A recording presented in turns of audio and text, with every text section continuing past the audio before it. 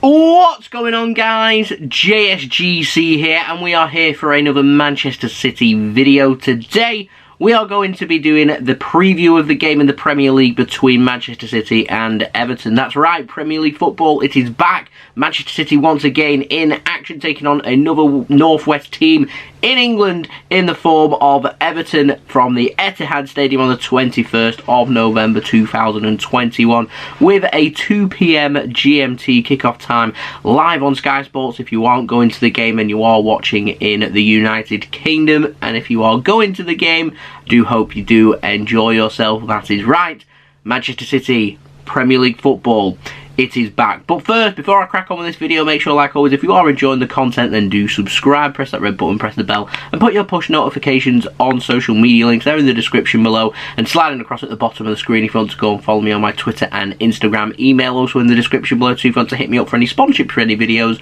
or any general business inquiries. Leave a thumbs up as well if you did enjoy this video, and do let me know your thoughts in the comments below, including your score and team prediction for this game. Without further ado though, let's crack on with this video, and let's talk about Manchester City first. We've won our last two games. We beat Bruges at home by 4-1, and then we followed that up with a win just before the international break away at Old Trafford against Manchester United with a solid yet comfortable and quality performance by winning 2-0.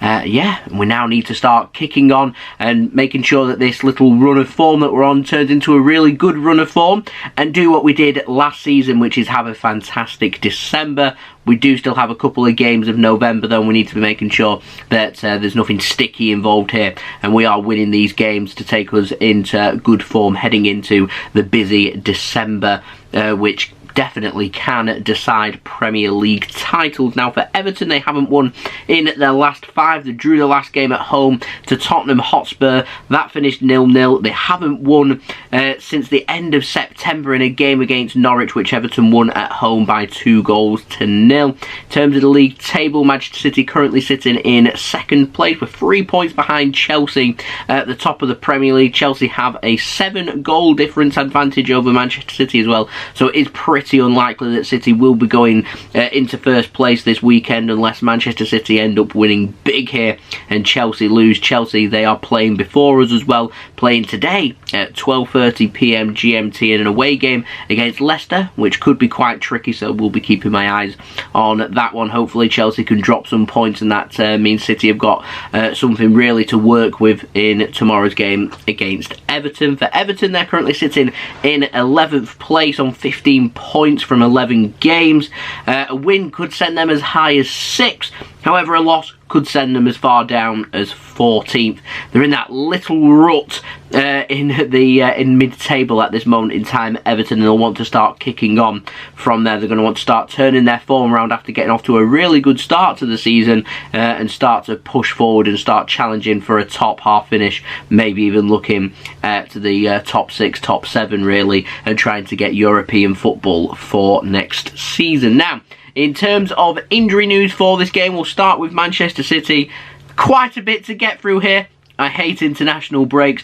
Jack Grealish, he's picked up a knock whilst on international duty with England. We do not know its severity. However, I do not think we'll see him for this game. Remains to be seen whether he'll be fit for the big game against PSG in midweek. I know Raheem Sterling missed some of international duty due to personal reasons as well. I'm not too sure if City will have him available for this game or not, but going off the injuries that we've got, it would be very handy if we could have Raheem Sterling ready to go for this game. But if he's still off for personal reasons, then that is absolutely fine.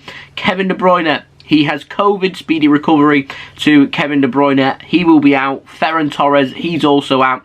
Good news though is he is set to resume individual training, which means that City and Ferran Torres are hoping to have him back before the new year, so we still may see Ferran Torres playing competitive football for Manchester City before we hit 2022. And just to get the general consensus here that anyone who has anything minor wrong with them, I just don't think they will feature in this game, considering we've got that big game coming up against PSG at home on Wednesday, with both teams competing for top place. Both teams, if there's any risk to any players that more than likely will be starting that game, they won't play this weekend. It is as simple as that. I'm expecting Manchester City to have Aymeric Laporte back after suspension for this game, and he could well start in this game. However, if it was up to me, I'd be going with the solid positions at centre-back, with Ruben, Diaz and John Stones occupying them two centre-back slots is what I would be going for. Phil Foden, he's going to be checked, but apparently he's pretty doubtful for tomorrow's game against Everton as well. He has a slight knock, and like I said, if there's doubt, I don't think he will start, and so he's going to be missing for Manchester City. So particularly in the wing areas, we're looking quite depleted really, with no Phil Foden and also no Jack Grealish as well. So like I said, big opportunities for players like Mahrez, like Raheem Sterling, with no Kevin De Bruyne possibly going out wide as well. There's maybe an opportunity here if Jesus goes out wide, someone going through the middle, maybe an Ilkay, Gundogan or something like that. That remains to be seen. For Everton, it's not too great for them either. Doucouré, he could well be out, but could also return as well. He's going to be assessed. Don't know if he's classed as doubtful or not for this game. They're not going to have a Dominic Calvert-Lewin playing for this game, which is a big blow for Everton and a big bonus for us. Tom Davies normally does quite well against us as well. He's going to be out. Mason Holgate, he's suspended for this game after being sent off v Spurs in the 92nd minute, which was a stupid thing to do. So he won't be featuring in this game. So there's some pretty hefty blows there for Everton. But on a more positive note, I am expecting Yerry Mina to be back for them. I'm expecting Fabian Delph and Alan both starting as their central midfielders for this game. Now, having a look at Everton's squad and wondering where's the dangers really coming from. Well, they have quite a bit of pace out wide. Andros Townsend, Damari Gray, if they both feature, could definitely cause City problems with balls over the top in the kick and chase game. Richarlison got plenty of quality up top with no Calvert-Lewin. I'm expecting Richarlison to be leading the line. He's got quality, he's got flair, he's got a good shot on him, he's got a good finish on him as well. He'll want to go out there and impress, so City need to make sure that he's kept isolated and quiet in this game. If we can do that, then that's half the battle done here, really. They've got players like Digne that can stretch the pitch, so I suspect that Walker's probably going to be kept busy with players like Townsend, Gray and Digne and Richarlison all possibly trying to get in and around on that their left-hand side and City's right-hand side. Remains to be seen. Looking at other player positions for Everton, like I said, I'm expecting Delph and Allen to be starting in the middle. Seamus Coleman probably going in at right back. Like I said, Mina could come back and play in at centre back. It means one of Ben Godfrey or Michael Keane may miss out unless they choose to go over three at the back, which they might. I'm expecting Jordan Pickford to be starting in goal for Everton for this game as well. And on one last note, Rafa Benitez, he'll be looking to try and turn his side's fortunes around here in a game where they're literally under no pressure. It's a free shot here at Manchester City, and they know that if they can beat Manchester City, then that might just be enough to try and turn their season around, turn this bad form around, and start to kick on there. We know we've got a solid, 3.5, 4 months of football coming up before the next international break. So this is where things get really interesting and really tough, playing every 3 to 4 days. The Premier League season, the season here in England can get absolutely brutal, and this is just the start of it. So Everton will want to get and find form here and going into a game that they'd be expecting nothing from. So if they can get something, then they could just use that to get some momentum and some confidence. Now for Manchester City, I see absolutely no reason why, if we play our normal way, our attacking formation, our attacking play from minute one, and keep pushing, keep pressing, and always looking to score. And if we score one, look to score a second. If we get a second, look to score the third, and always, most important, looking for that first crucial goal as well. Now, I see no reason why we can't win this game. Comes a very difficult game, this one, if City do go behind. So, ideally, I'm looking for City to win, not only win this game, but look to score first to make life as easy as possible for us. Now, in terms of dangers for Manchester City here that are posing a threat to Everton, danger man Cancelo for us.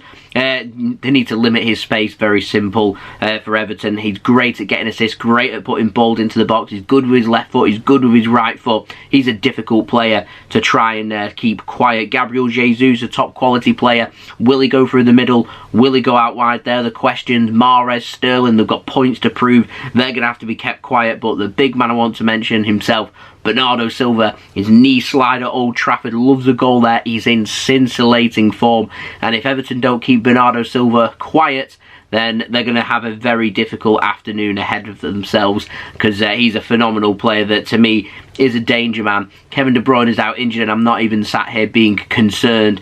That's how good Bernardo Silva has been. And the only other big question, like I said, will it be Stones? Will it be Laporte that will be partnering big Ruben Diaz at the back? So I'm going to pop up my team prediction now for you guys. I'm going for Ederson in goal, Walker right back, Cancelo left back.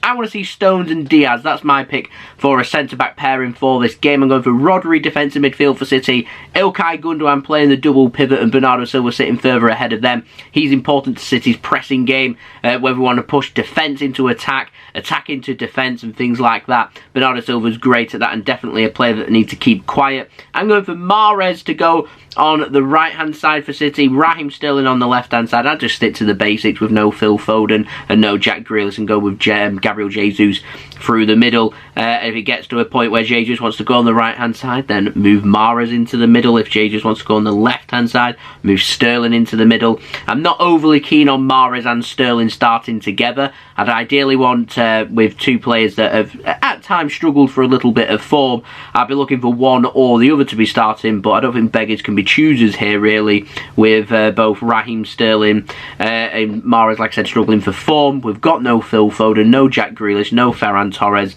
We haven't really got too many other options, really, for ourselves, other than to move Bernardo Silva out wide, which, considering he's been ace through the middle, don't really see why we'd do that. So we'll see. They're just going to have to make it work, is the point I'm trying to make there.